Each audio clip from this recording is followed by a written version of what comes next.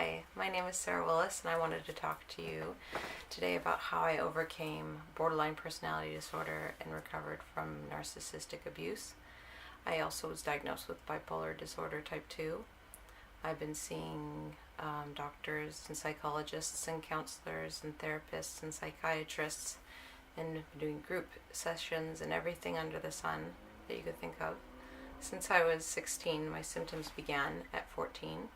And I've devised an 11 key system in hopes that it would help those suffering with complex PTSD, depression, anxiety, personality disorders, just general mental health help for everyone out there. So I'm hoping that it helps at least one person. I'm going to go really fast and just go through each key individually and talk just a little bit about each one.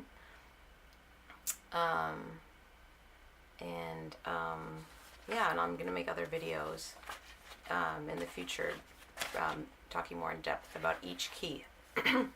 Okay, so the first key is remove toxicity. Okay, this is really important. People who are toxic and thoughts inside your head that are toxic. So I'll talk about that in a later video more in depth because that's pretty major. I'm going to get into narcissism or Wetigo, which is what I was suffering from. Excuse me. So yeah, key number 2 is connection to true self. In my opinion, most, if not all, mental illness is really caused by not a connection to true self or a distorted sense of self, and this creates an excessive guilt and shame, and reality distortions and trust issues, and sometimes the inability to bond or trust, or I already said that, empathize or even feel.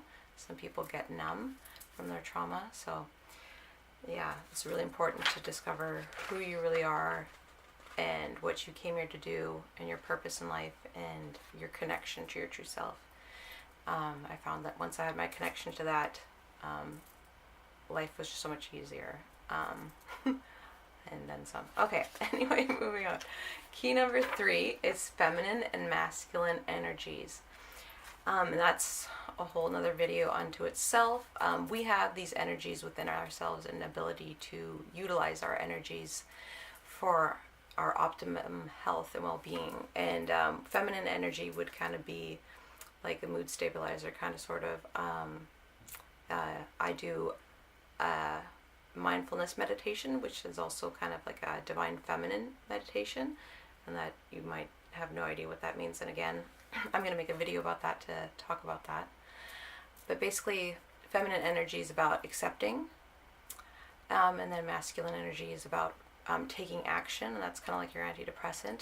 When we're active in pursuing things in life, achieving our goals, it's just a wonderful thing. And when you I'm also going to talk about blending those two energies together to create wise-mindedness. Those of you who have done DBT know all about wise mind, and that was my interpretation of it. And again, you're probably thinking, what? I don't, tell me more, I don't get it. So we'll talk about that later. And key number 4, ritual and routine, and that's when we implement what I just talked about, the energies. And these next 4 keys are from the 4 Agreements, which is a great book by Miguel Ruiz. I hope I'm saying that right, Ruiz. Anyway, the Toltecs were a group of people living in Mexico that came together to study how human beings create their own reality, and they were artists of the spirit. Okay, and it's a great book and great rules to live by. So key number 5, being impeccable with your word.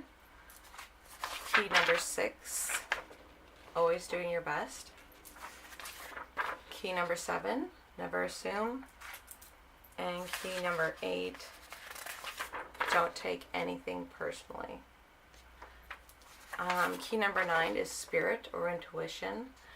That really helped me a whole lot, is getting in touch with my gut feeling, my gut intuition. I've heard it been said that intuition is kind of going from A to Z with not stopping on any of the letters, but just somehow you know.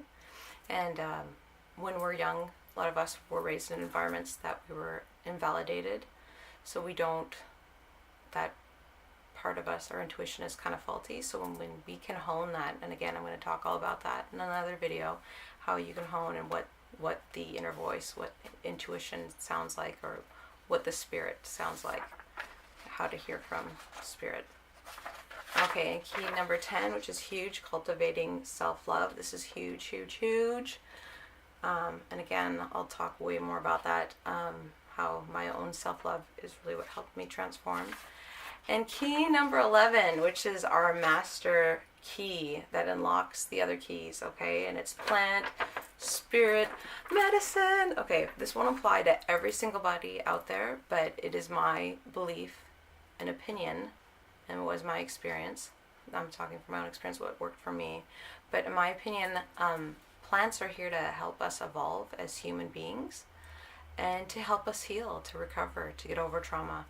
Oftentimes we cannot solve a problem with the same mental state that they were created in, so we have to kind of, an altered state of consciousness sometimes. I personally use San Pedro and ayahuasca, and I've also used marijuana in the past as well, but I had a huge transformative experience from San Pedro and ayahuasca, and I'm going to talk all about that. But there's many, many different plants that can help us become better human beings and to teach us how to love each other and ourselves. Okay, so I can't wait to talk about all these subjects. It's a huge passion of mine, and I'm really passionate about helping others. If you have any questions or need help or support, please reach out to me. My email address is going to be at the bottom, so don't hesitate to reach out for me. All right, much love to all of you. Thank you for tuning in and checking out this video, and more to come. Bye for now.